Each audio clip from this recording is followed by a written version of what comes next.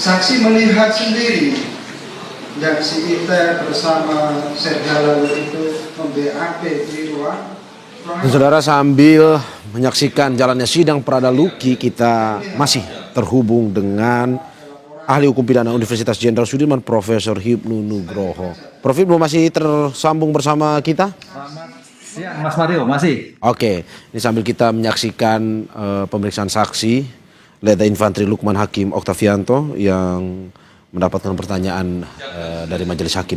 Sambil kita mendengar itu, kita sudah berlangsung selama berhari-hari terkait dengan sidang Prada Luki ini, dan puluhan saksi pun sudah dihadirkan. Kalau dari pertanyaan saya, Prof. Hipnu, ada saksi dokter, ada saksi teman sejawat yakni tentara juga yang memberikan kesaksian pada saat persidangan. Menurut Anda dari kesaksian-kesaksian ini termasuk keluarga, mana kesaksian yang paling mungkin bisa mempengaruhi putusan tersebut? Ataukah semua kesaksian ini memiliki porsi yang sama sebenarnya di mata hakim? Ya, ini kita harus melihat kesaksian itu ada dua dimensi. Ya. Namanya kesaksian acak, kesaksian yang memberatkan. Kesaksian yang memberatkan itulah kesaksian yang tahu tentang suatu peristiwa, melihat suatu peristiwa, mendengar suatu peristiwa. Saksi acak itu adalah dihadirkan dari auditor militer. Mungkin ini yang sedang diperiksa ini. Itu pasti saksi-saksi yang mengetahui akan terjadinya penindakan atau tanda petik istilahnya penganiayaan yang terjadi tersebut. Nah, yang kedua, saksi adecak. Saksi adecak itu adalah saksi yang meringankan. Itu nanti biasanya diajukan oleh penasihat hukum. Nah, penasihat hukum, kita tidak tahu penasihat hukumnya ini, karena dalam dua militer itu penasihat hukum ada dua dimensi, atas tunjuk atau atas perintah. Nah, itu. Kalau atas tunjuk itu berarti Mahkamah Militer POM itu menunjuk sendiri anggotanya yang berposisi sebagai penasihat hukum atas perintah, atas tunjuk. Tapi kalau atas perintahnya perintah kan atasan. Tapi kalau atas tunjuk berarti keluarga Prada Luki mengambil penasihat hukum dari non militer, orang umum. Itu diberikan kesempatan seperti itu juga bisa ya, Prof ya? Oh bisa, bisa. Jadi namanya penasihat hukum itu ada dua dimensi, atas perintah atau atas tunjuk. Kalau atas perintah, pimpinan sendiri memerintahkan sebagai penasihat hukum atas keluarga Prada Luki. Atau Prada Luki itu kan diberi kesempatan atas tunjuk penasihat hukum lain, yang mungkin tanda petik mungkin lebih enjoy, egaliter kan, karena militer kan bicara pangkat gitu. Itu Mas Mario. Ini yang mungkin dihindari, sehingga kalau kita melihat berbagai kasus militer itu lebih banyak pada penasihat hukum yang umum. Nah, gitu.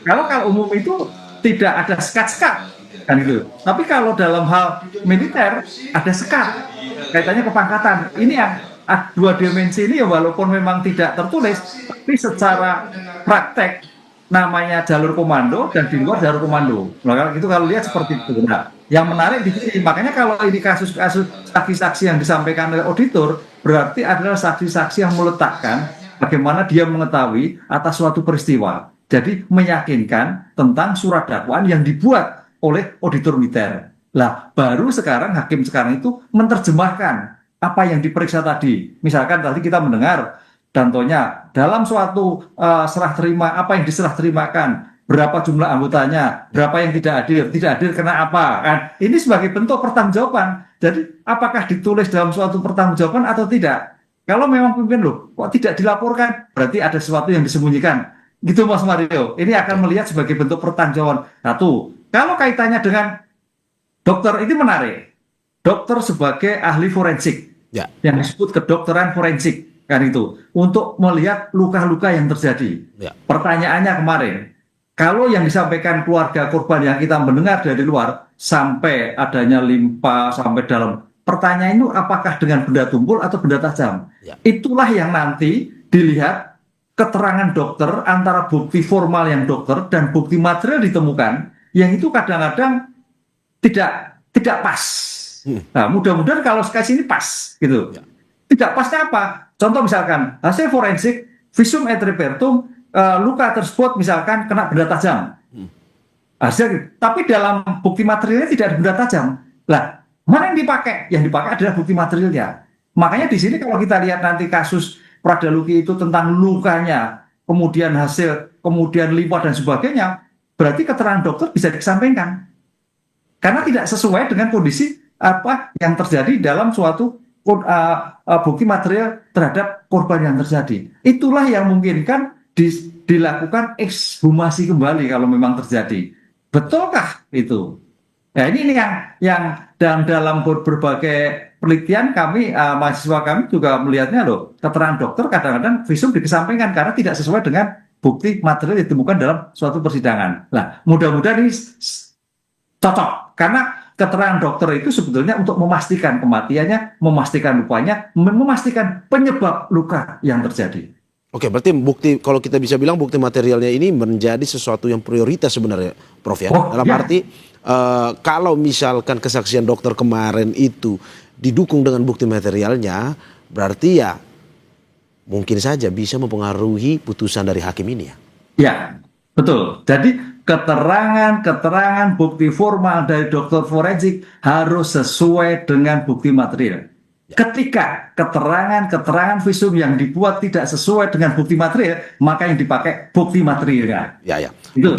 Oke, Prof, kalau kita ini sedikit tadi mendengar kesaksian dari Letda Lukman, banyak beberapa pertanyaan yang dijawab dengan kalimat tidak tahu, misalkan. Bagaimana majelis hakim mempertanggungjawabkan ini, melihat dengan jawaban-jawaban yang mungkin saja ya tidak diketahui oleh Letda Lukman ini? Ya, gini, dalam hal konteks buku tidak tahu mungkin bisa jadi, karena namanya sebagai saksi mungkin ya chaos, stres dan sebagainya, lupa ketika. Tapi dalam suatu persidangan, dalam pembuktian itu ada alat bukti saksi, ahli, keterangan petunjuk. Lah, konsep petunjuk itu Mas Mario, itu sebagai dasar pemikiran hakim antara keterangan saksi, keterangan ahli, dan bukti yang disampaikan. Apakah dia memang tidak tahu, ataukah pura-pura lupa? Karena di sana ada BAP yang ditemukan. BAP yang sudah disampaikan. Jadi BAP itu akan diselaraskan, hakim akan melihat secara objektif. Oh, keterangan saksi seperti ini, keterangan terdakwa seperti ini, keterangan saksi ini, oh berarti harusnya tahu, tapi mungkin lupa. Nah, disitulah sebagai bentuk bukti petunjuk. Bukti petunjuk itu sangat kuat sekali. Kelihayan hakim, kecermatan hakim militer untuk melihat suatu peristiwa. Makanya kalau di dalam KUHP nanti bukan bukti petunjuk, tapi pengamatan hakim dalam suatu persidangan. Jadi kalau toh seandainya lupa-lupa, hakim punya data itu dari BAP atau dari keterangan-keterangan yang lain. Itu kalau kita lihat seperti itu. Oke, berarti ini memang pada akhirnya kecermatan hakim dalam melihat kasus ini ya, walaupun pada akhirnya ada juga yang tadi Anda bilang bahwa mungkin pura-pura lupa atau memang betul-betul lupa atau tidak tahu dengan kejadian yang ditanyakan oleh majelis hakim tersebut ya Prof ya? Ya. Oke, Prof, kalau kita melihat secara keseluruhan Prof, ada 30 puluhan saksi lah kalau kita bilang dari sidang kasus kematian Pradaluki ini. Kalau Anda melihat dengan dakwaan 9 tahun yang diberikan kepada para terdakwa, menurut Anda apakah memang sudah sesuai atau bagaimana kalau dari analisis Anda? Ya, masalah sesuai tidak sesuai kita harus melihat spirit dari undang-undang yang bersangkutan. Ya. Spirit dari undang-undang yang bersangkutan adalah peradilan militer itu dalam rangka pembinaan. Tidak ada penganiayaan. Kan itu. Oleh karena itu dalam suatu pembinaan, maka tidak mungkin ada sengaja untuk melakukan penganiayaan atau apalagi membunuh. Tidak ada penganiayaan, yang ada hanya pembinaan, maksud Anda seperti itu? Ya, dalam konteksnya seperti itu. Makanya kalau kita lihat pasal 131 itu kan istilahnya gitu Pak, militer yang melakukan penindakan. Bahasanya penindakan, bukan penganiayaan. Tapi ke dalam hal delik sipil itu penganiayaan. Jadi seolah-olah kalau kita lihat sebetulnya materialnya penganiayaan, tapi formalnya penindakan. Itu kalau kita lihat secara objektif. Nah, tapi berarti kalau kita tidak boleh menyamakan ya Prof ya, kita boleh menyamakan antara peradilan sipil dan juga militer ini ya? Ya, oleh karena itu dalam hal seperti ini maksudnya penindakan. Lah, mungkin kalimatnya penindakan itu bablasan. Nah, dengan demikian memang kalau kita lihat dalam peradilan militer itu cukup berat. Yang paling berat nanti adalah ketika pidana tambahan. Apa itu? Pemecatan dari dinas militer. Itu Mas yang sangat ditakutkan di dalam peradilan militer. Oke. Karena dia memang dalam prinsipnya adalah penindakan, menindak dalam lingkup militer. Penindak ketika melakukan yang ditindak itu adalah melakukan luka 6 tahun. Ketika penindak yang dilakukan penindakan itu menjadi mati 9 tahun. Nah, disitulah yang menjadikan konsepnya bukan aniaya, tapi adalah tindak. Lingkup lex specialis. Lah, bagaimana paling berat? Ya nanti hakim akan melihat apakah ada hukuman tambahan atau tidak. Oke, Prof, kalau kita lihat sebenarnya menarik kasus ini, bagaimana kita menormalisasi sesuatu yang sebenarnya dalam pemikiran banyak orang juga, banyak pengamat atau juga banyak elemen masyarakat yang merasa bahwa oke, dari hasil persidangan ini sebenarnya masuk dalam penganiayaan. Mereka seperti itu. Tetapi karena ini sebuah peradilan militer, seperti Anda bilang tadi bahwa ini masuknya sebenarnya adalah sebuah penindakan pembinaan sebenarnya. Ya. Nah, bagaimana kita menormalisasi itu untuk membedakan bahwa ada sesuatu yang berbeda antara sipil dan militer ini? Nah, dalam hal ilmu hukum, ada beberapa teori bahwa dalam penegakan hukum itu di Indonesia itu ujungnya adalah pada hakim majelis. Dalam ini hakim majelis militer. Sekarang pertanyaannya, hakim militer ini apakah berkoridor pada undang-undang militer normatif ataukah berpikir progresif? Progresif, artinya keluar dari itu. Nah, di sini dalam konsep ilmu hukum bisa dimungkinkan. Hakim bisa berpikir progresif, artinya ketika korban itu ternyata dilakukan seperti luar biasa, bisa hukumannya lebih. Nah ini debatable memang. Seperti hanya beberapa kasus yang kemarin kalau Mas Mario lihat kasus pencabulan anak. Pencabulan anak Mas di Jawa Timur, di Kupas kalau nggak salah. Itu ringan sekali 20 tahun, tapi karena korbannya banyak dilakukan kebiri. Nah, itu kan lompatan hukum. Di undang-undang nggak ada. Nah, sekarang pertanyaannya seberapa jauh hakim militer ini mempunyai kemampuan, berani melakukan lompatan-lompatan hukum untuk merupakan formulasi-formulasi kembali terhadap tindakan-tindakan yang tadi mirip antara tindakan atau penganiayaan. Nah, ini tergantung pada bersangkutan karena ini juga bagian dari pengembangan hukum. Kalau hakim militer itu hanya berkitot pada itu ya taat pada undang-undang yang ditentukan 9 tahun. Tapi kalau memang berpikir jauh, kaitannya mungkin dengan perubahan undang-undang itu juga bisa melompat. Nah, disinilah hakim dikatakan tidak hanya corong undang-undang, tapi juga punya kemampuan untuk terabas sebagai bentuk progresivitas hukum atas suatu perbuatan pidana. Oke, Prof, progresivitas dari hakim ini apakah mungkin saja bisa mengakomodir keinginan dari keluarga untuk keadilan hukum yang setinggi-tingginya? Nah, disitulah progresivitas hakim itu progresif berdasar undang-undang, tapi juga berdasarkan suatu pertimbangan keadaan yang terjadi dalam masyarakat. Ketika ada suatu masalah yang kemudian ternyata ini sudah tidak sesuai dengan keadaan masyarakat. Itu yang saya kira akan menjawab. Ya, hakim melihat, hakim itu kan pandangannya objektif hukumnya, objektif perkaranya. Nah, itu loh. Akan menjawab keinginan masyarakat ataupun keinginan korban dalam hukumannya tidak seperti yang ditentukan dalam Undang-Undang Pasal 131 KUHP militer. Nah, ini menarik Mas Mario. Karena ini memang juga melompat gitu loh. Berani atau tidak, berpikir progresif atau kembali pada undang-undangnya. Nah, terserah kepada hakim militer yang bersangkutan untuk melihat sebagai hati nuraninya dalam suatu penyelesaian perkara. Ya. Dan dari apakah bisa saya tangkap bahwa yang Prof Ibnu sampaikan ini untuk keluarga juga ya harus mengerti bahwa ini jauh berbeda dengan peradilan sipil untuk peradilan militer ini. Apa yang diberikan atau nantinya diputuskan oleh hakim. Seperti itu ya Prof ya? Iya, makanya ini kan sebagai lex spesialis. Maka sebagai lex spesialis itu namanya peradilan militer itu peradilan yang ketat.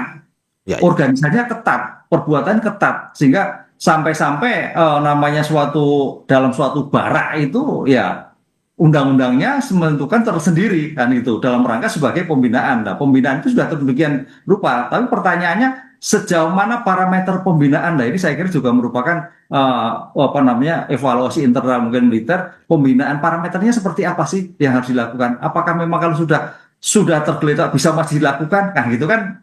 Saya kira ini mudah-mudahan menjadikan evaluasi di dalam suatu satuan-satuan di dalam militer gitu. Oke, oke Prof. Kalau kita ini masih dengan evaluasi sidang dari Pradaluki juga.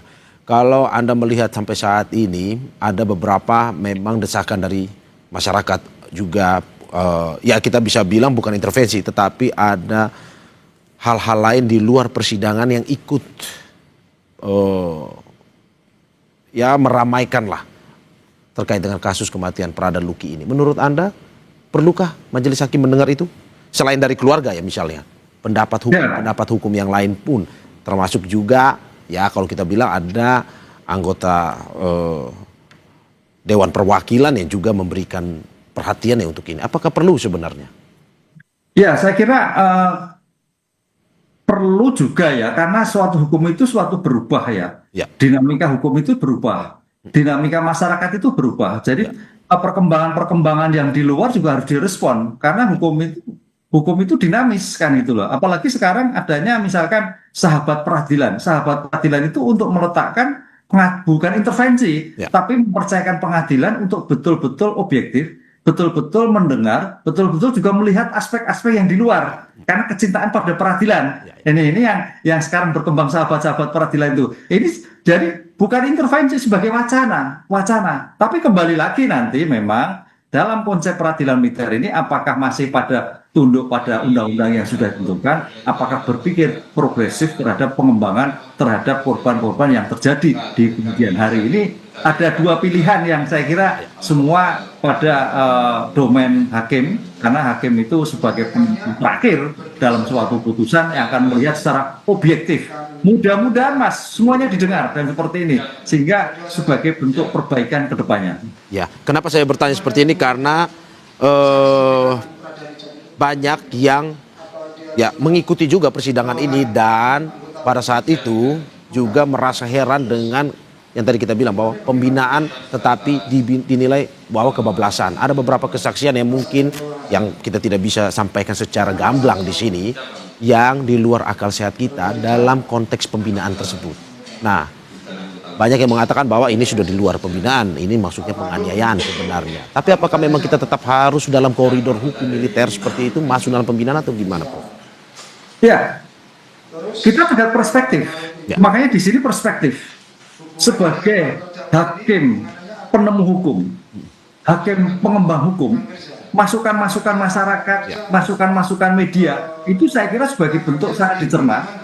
Bagaimana putusan ini, karena ini masuk peradilan Mas, sehingga kuncinya adalah seberapa besar hakim militer ini berpikir progresif ke depan, saya katakan tadi, dengan melihat perkembangan yang terjadi, melihat kondisi yang terjadi. Saya kira sebagai bentuk majelis hakim juga melihat dengan PW-nya, ini bukan lagi masuk pembinaan, ini sudah masuk pembinaan. Saya kira pasti sebagai manusia, apalagi ahli dalam bidangnya.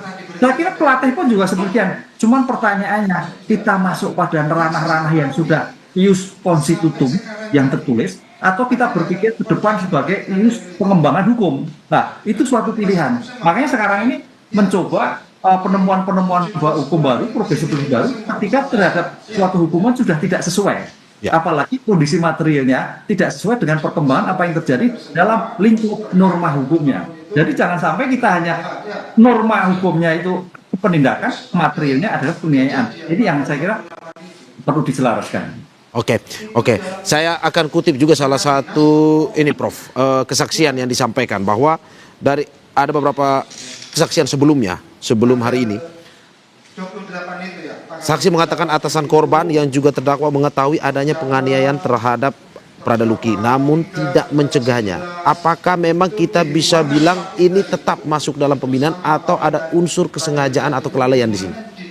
Nah, sekarang pertanyaannya begini.